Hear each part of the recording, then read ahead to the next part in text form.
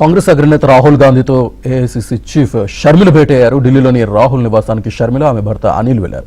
రాజకీయ పరిణామాలపై చర్చించారు.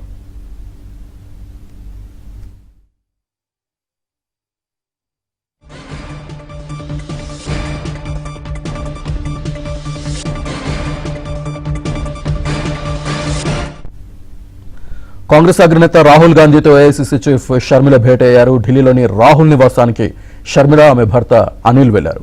రాజకీయ పరిణామాలపై చర్చించారు.